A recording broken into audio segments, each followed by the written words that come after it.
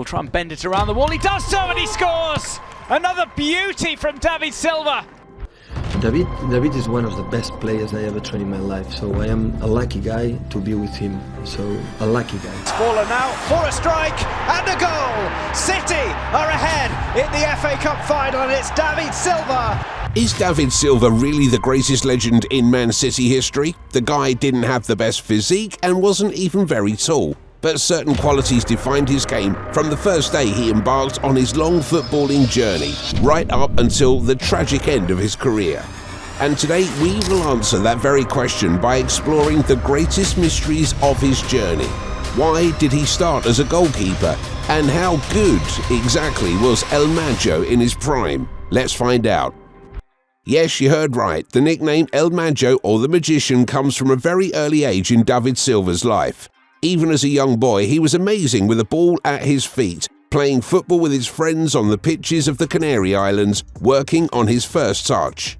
David Silva's first footballing idol was none other than the great Danish midfielder Michael Laudrup. He was an iconic figure in Spain, and by the time Silva had started watching football in the early 1990s, Laudrup was already a Barcelona legend. Interestingly, however, Silva began his career as a goalkeeper. Yes, we know that doesn't make any sense because he was small in stature from a young age, but it's a fact. Silva spent his first year at Canarian club San Fernando between the sticks. Soon after, he was moved to the wing and played for the club until the age of 14. In 2000, Silva received a surprise offer from one of Spain's top clubs at the time, Valencia. Accepting was a no-brainer for Silva, who was quickly integrated into their youth setup. His development was rapid, and after two successive loan spells at Eibar and Celta between 2004 and 2006, Silva made his professional debut for Valencia. It was a completely new situation for him, partnering with some of the established footballers like David Villa, Juan Mata and Joaquim. The fact that he was younger and more inexperienced than them didn't bother him, as he was soon playing in his favourite position, the number 10. His performances improved with each passing season, becoming Valencia's creative hub and leading them to the Copa del Rey glory in 2008. Silva's form earned him a very special call-up to the Spanish national team, where he played a crucial role in Spain's triumph at Euro 2008. He played 2 more seasons at Valencia and felt he was ready for a new challenge. And like any player in his situation, he certainly had aspirations of ending up at Barcelona or Real Madrid, or why not Man United, who also had a top squad. David Silva's case, however, was more unusual. He was not one of those players who were willing to take big money and sit on the bench. No, he was special. He was chosen to be the one pulling the strings in an entirely new and ambitious project, signing a 4-year contract with Man City. Just 2 seasons earlier, the Citizens had been taken over by a new management led by Sheikh Mansour. Moreover, the new bosses were so impressed by David Villa and especially David Silva after Euro 2008 that they wanted them to be the first big signings of the new project. The idea was brilliant, but it didn't work out as Valencia wanted too high a fee, a combined £135 million for the pair. What's more, at the time, Man City were keen to buy players from La Liga. In the space of 3 years, Robinho, Yaya Touré and Sergio Aguero were bought from Real Madrid, Barcelona and Atletico respectively. But bringing in players from the Spanish top flight wasn't considered the best idea in the world, simply because of the difference in physique and style of play between Europe's 2 biggest leagues. Well, so were the doubts about David Silva. Against all expectations, however, he adapted immediately, using his intelligence, quick feet and decision-making to navigate the fast-paced Premier League. It took Silva no more than 3 months to establish himself as an integral part of City's midfield. His performances in his first season were promising, with fans quickly appreciating his ability to cut through tight defences and control the tempo. In fact, he was one of the first players in the Premier League to play the role of controller, a role usually reserved for small, agile midfielders such as Silva, Xavi and Iniesta in the past, or Pedri and Bernardo Silva in the present day. And mentioning the Portuguese, well, obviously it is not just their surname that matches, but also the role they have in these Man City teams now and those of a decade ago. Both are perfect in tight spaces, both have incredible dribbling ability, and the very specific close foot control. And most importantly, both understand the philosophy behind the so-called positional play that is so important to Pep Guardiola and Roberto Mancini respectively. And as many of you know, Bernardo is hugely influential as a figure in this Man City team, scoring some crucial goals for them. Well, David Silva was actually the Bernardo Silva for Man City long before Bernardo was even a household name in the sport. He was magical, and his impact on the team was unparalleled. While his debut season was certainly a good one, 2011-2012 was the year that cemented the reputation as one of the best in the world. The goal and that fabulous volley against Manchester United in a humiliating 6-1 win over their arch-rivals in their own backyard. Also, that vital winner in the 1-0 win over Arsenal in December. And of course, the icing on the cake, the assist for Edin Dzeko in the final matchday against QPR, which was one of the main reasons for City winning their first Premier League title in 45 years.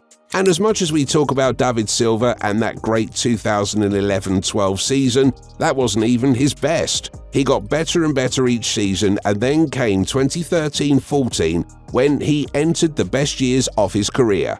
Unlike many great footballers, David Silva's prime was a long one, so you can't point to one particular season as the best of his career. So let's just look at the period between 2014 and 2018. Right from the start, it felt as if Silva had shifted gears. Under the guidance of a new coach, Manuel Pellegrini, he was sharper, more dynamic, and even more crucial in the new attacking setup. Silva's vision and passing made it easy to break down defences, contributing to 7 goals and 9 assists in the league.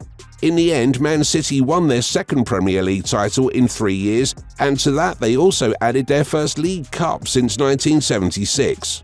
Speaking of those 4 years, as with any team and player, Man City, with David Silva at the heart of it, had its ups and downs.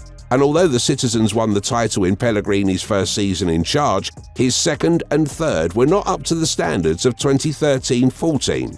The 2015-16 campaign was particularly disastrous, with the citizens finishing 15 points behind champions Leicester City.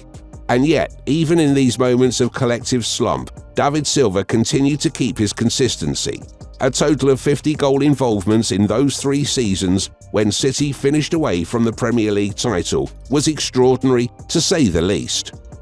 But then came the 2017-18 season, which would mark a new beginning not just in David Silva's career, not just in Man City's history, but in the Premier League as a whole.